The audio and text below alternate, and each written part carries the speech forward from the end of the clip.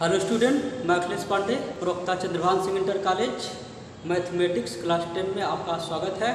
हम पढ़ रहे हैं एक्सरसाइज नंबर 1B और आज क्वेश्चन नंबर पढ़ेंगे 3। क्वेश्चन नंबर 3 में 3 पार्ट हैं, जिसमें क्या कहा गया है, अभाज्य गुणनखंड करके संख्याओं का HCF और LCM ज्ञात करना हमें। आइए देखते हैं क्या है।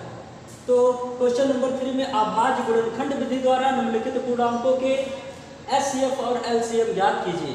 3 क्वेश्चन है इसमें, तीसरे में 3 पार्ट है, 1, 2 और 3।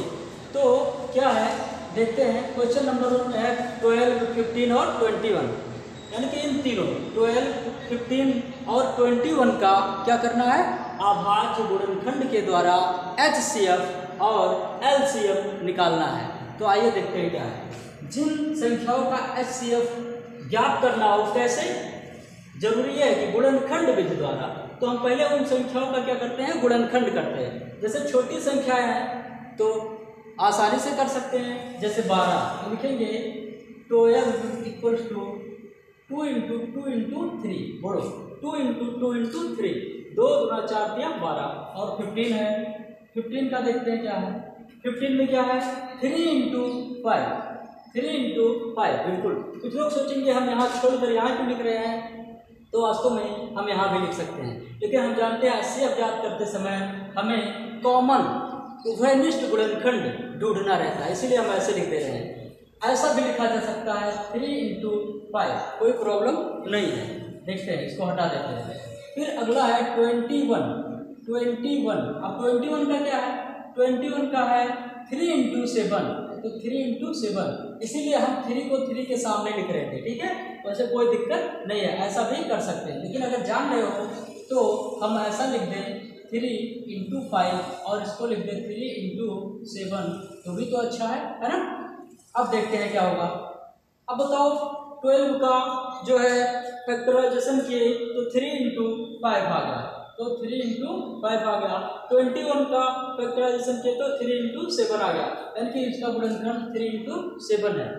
तो अब बताओ क्या निकाला, अभाज्य गुणनखंड विधि द्वारा निम्नलिखित पूर्णांकों का HCF और LCM ज्ञात कीजिए। कैसे, गुणनखंड विधि द्वारा, अभाज्य गुणनखंड विधि द्वारा LCM और HCF ज्ञात करना है। तो पहले हम अभाज्य गुणनखंड ज्ञात कर लेते हैं। तो 12 का अभाज्य गुणनखंड है 2 गुणे 2 गुणे 3, 15 का है 3 गुणे 5, 21 का है 3 गुणे 7।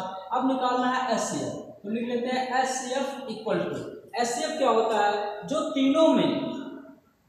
तीनों के गुणनखंड में हो।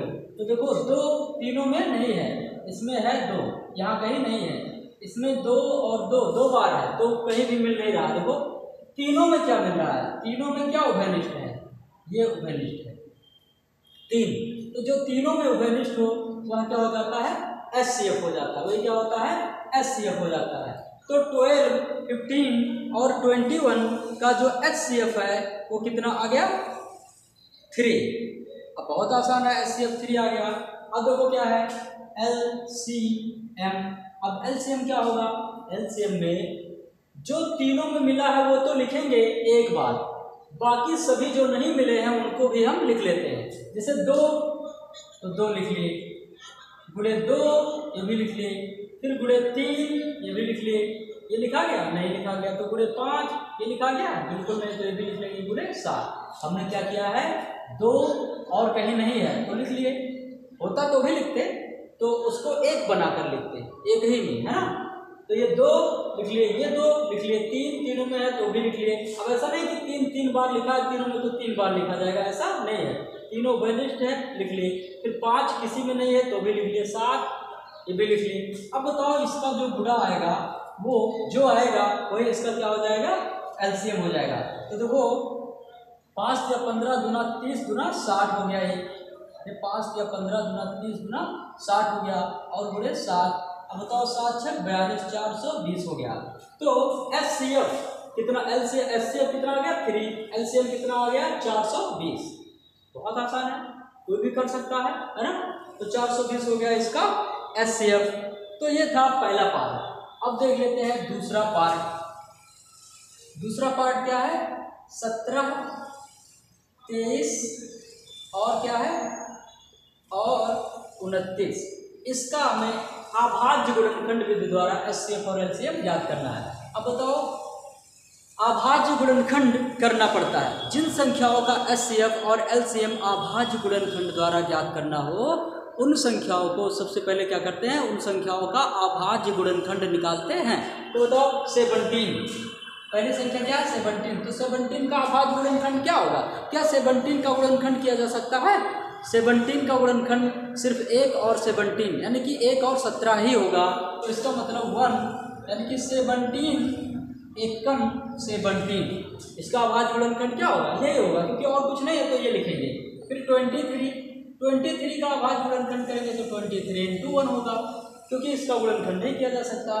तो 29 का क्या होगा? 29 into 1 ही होगा, क्योंकि 29 एकम 29 ही होता है, बाकी किसी संख्या से ये नहीं कटेगा। तो बताओ, तीनों संख्याओं का हमने अभाज्य गुणनखंड लिख दिया कि नहीं लिख दिया? लिख दिए। अब बताओ, अब हमें याद करना है HCF ऑफ किसका? 17, 23 और 29। HCF होता क्या है? जो तीनों में हो। फिर से एक बार ध्यान से सुन लो, यहाँ HCF equal to LCM equal to direct लिखे हैं, और यहाँ क्या लिखे? HCF किसका? 17, 23 और 29 का। तो ऐसे भी लिखा जाता है, ऐसे भी लिखा जाता है, ठीक है? तो हम ऐसे लिखते हैं सीधे। अब बताओ HCF क्या होगा? इन तीनों संख्याओं का HCF क्या होगा? जो तीनों में इनका गुणनखंड किए हो, तो जो तीनों में हो, तो तीनों में 17, 23, 29 है? नहीं है। 17 है, यहाँ 23 नहीं है, 29 नहीं है, तो तीनों में है क्या? तीनों में जो है वो है 1। तीनों में क्या है? 1 है। तो इसका HCF क्या होगा? 1 हो जाएगा, है ना?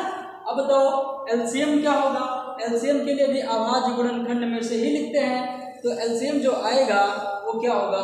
देखते हैं। देखो, LCM ऑफ किसका?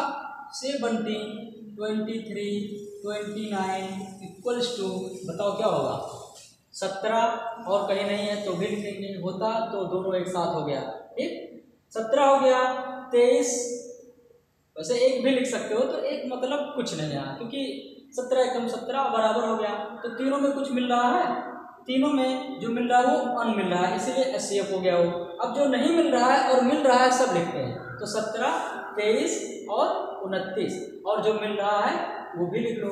अब बताओ, इसका गुणा करेंगे, 17 का, 23 का और 29 का गुणा करेंगे, तो इन तीनों का जब गुणा करोगे तो आ जाएगा 11,339।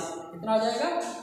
11,339 आ जाएगा। इसका मतलब LCM ऑफ 17, 23 एंड 29 कितना होगा? 11,339।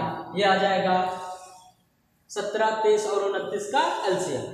तो ध्यान से सुन लो, करते क्या है, हमने बार बार कहा है कि जो तीनों में उभयनिष्ठ हो, गुणनखंड किए हो, तो जो तीनों में हो, अगर दो संख्या है तो जो दोनों में हो वही क्या होता है? HCF होता है, ठीक है?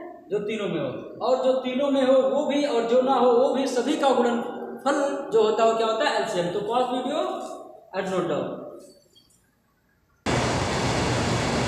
अब आइए देखते हैं थर्ड पार्ट, क्वेश्चन नंबर 3 का पार्ट नंबर 3। इसमें कह रहा है कि 8, 9 और 25 का HCF ज्ञात कीजिए। अब बताओ, 8, 9 और 25 का HCF ज्ञात करना है तो क्या करेंगे? पहले इसका गुणनखंड करेंगे, अभाज्य गुणनखंड। तो कैसे? 8 का, 8 को लिख सकते हैं 2 दूना 4 दूना 8। 9 को क्या लिख सकते हैं? 9 को लिख सकते हैं 3 दूने 3, 3 3 का 9। कोई कहेगा यहाँ से क्यों नहीं लिखा गया? तो यहाँ से लिख सकते हैं 3 into 3। अब बताओ 25, तो 25 का अभाज्य गुणनखंड क्या होगा? 5 into 5, तो 5 into 5। अब बताओ, क्या इन तीनों के गुणनखंड में कुछ है? इन तीनों के गुणनखंड में कुछ है? देखो, कोई भी चीज तीनों में एक साथ मिल नहीं रहा है। इसमें 2 है, इसमें 3 है, इसमें 5 है, तो क्या करेंगे? एक चीज और होता है 1। क्या होता है? 1। तब यहाँ 1 लिखना अनिवार्य हो जाता है। जब तीनों में कुछ ना मिले और HCF ज्ञात करना हो तो क्या होगा? 1। तो बताओ, इन तीनों में जो मिल रहा है वो क्या मिल रहा है? सिर्फ और सिर्फ 1। तो इसका HCF क्या हो जाएगा? HCF ऑफ क्या क्या? थोड़ा इधर से लिख देते हैं। HCF of 8, 9 and 25 equals to 1, ये हो जाएगा।